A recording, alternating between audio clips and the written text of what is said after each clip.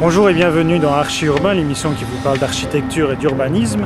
Aujourd'hui, nous sommes aux Résidences Palace où nous avons rendez-vous avec Benoît Schoonbrood. Et voici tout de suite Benoît. Bonjour Benoît. Comment vas-tu Benoît? Très bien, très bien. Alors on est ici aux Résidences Palace. Absolument.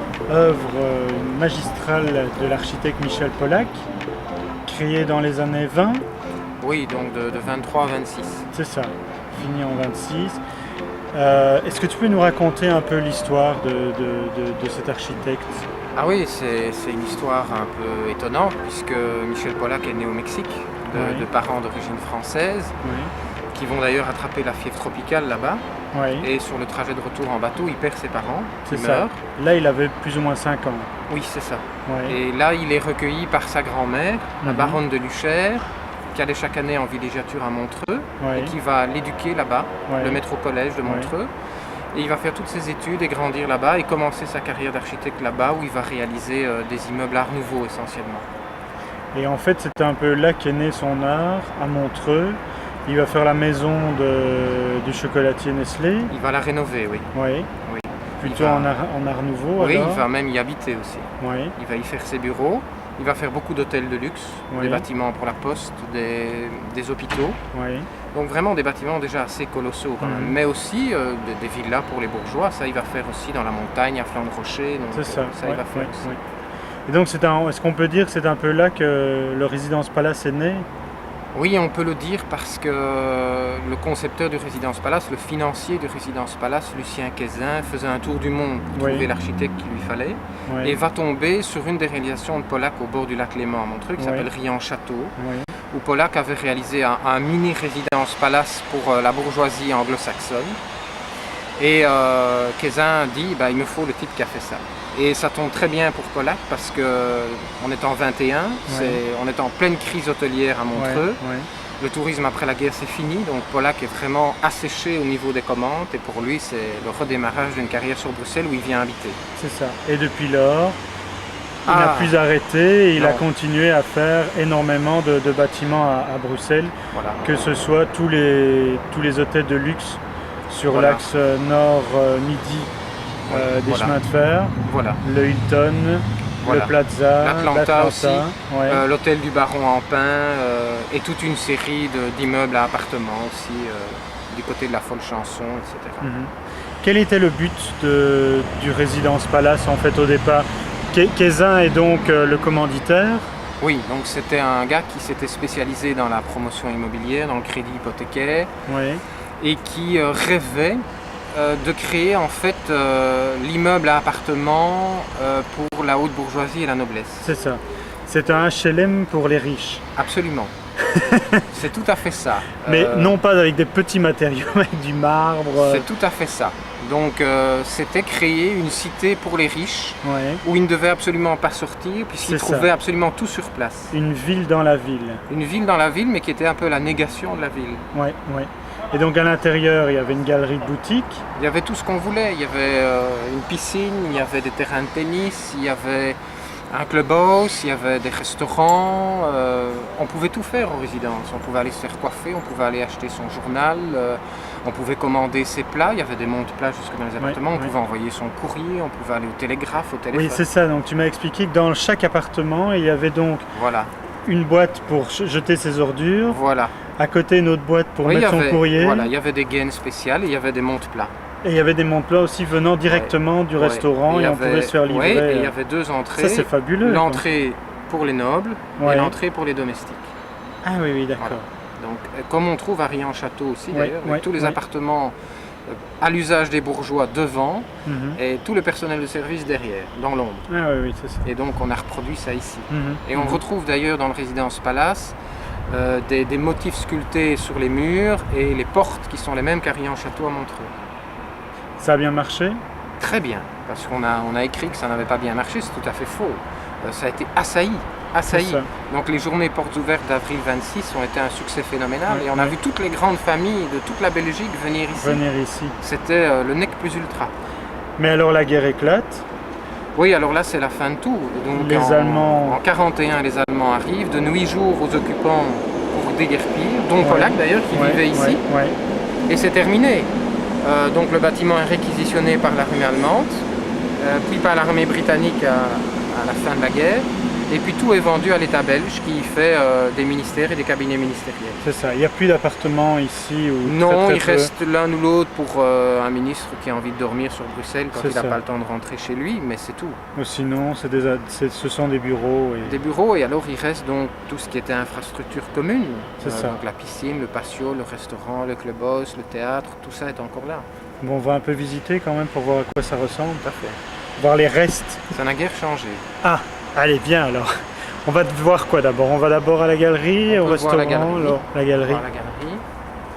Où on peut encore deviner des boutiques et des vitrines. Oui. Et où on va voir les grands couloirs de distribution des quartiers. Ah, d'accord. Parce que les appartements étaient divisés. Toutes les menuiseries d'origine. Voilà, donc tout était divisé en quartiers. On peut le voir ici au-dessus des portes. Quartier central, quartier Charlemagne. Les cages d'ascenseur. Oui. Le couloir principal ici dans le bloc A et le bloc B et qui distribue tous les quartiers.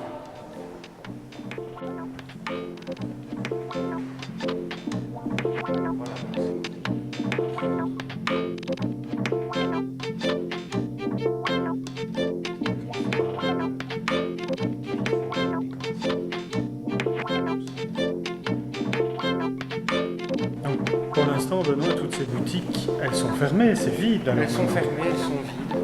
Il n'y a plus aucune activité dans le...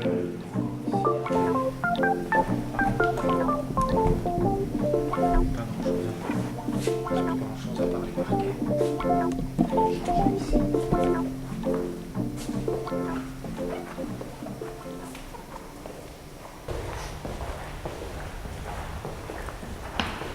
Ici, c'était déjà une entrée assez importante pour des colonnes d'appartements dans le bloc A, avec un hall assez important de réception.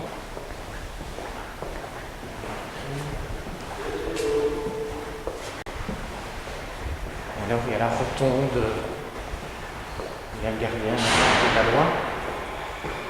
Donc, au niveau circulation, on rentrait par la rue de la loi et on sortait par la rue Juste Lipse. Donc, c'était un sens unique.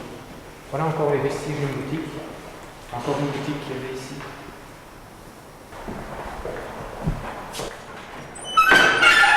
Et la fameuse rotonde d'accès. C'est le point de départ de tout. Là, on a encore les applis.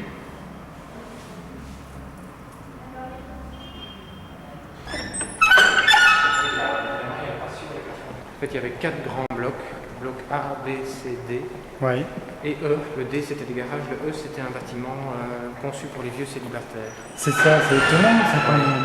Donc on appelait ça le bâtiment des célibataires parce qu'il fallait bien prévoir à les loger aussi, et il y en avait beaucoup dans l'aristocratie.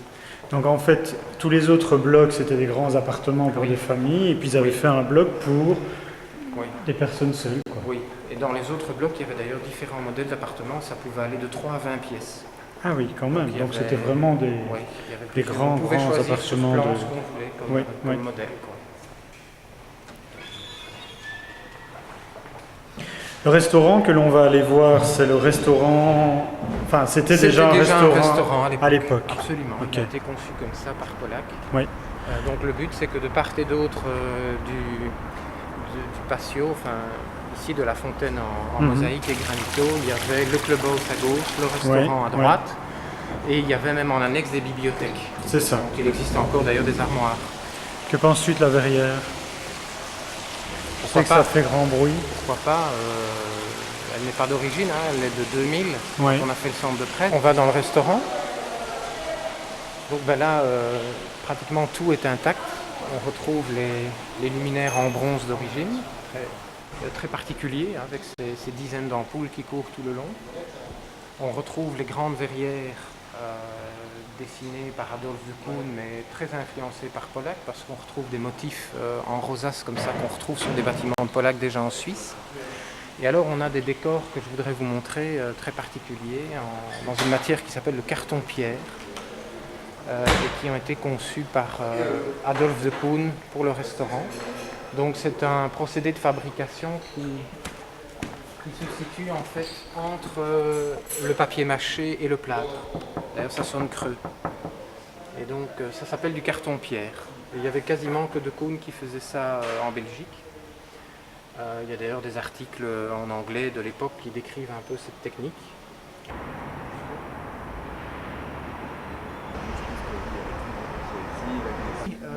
Derrière le clubhouse, on avait les bibliothèques. Et on trouve encore les rayonnages d'origine.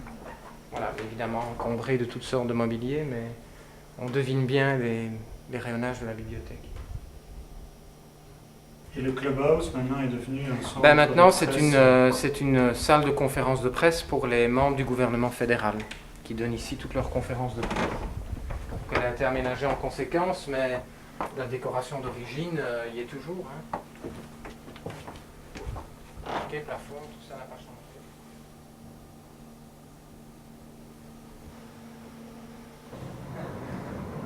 Contemporain et ancien.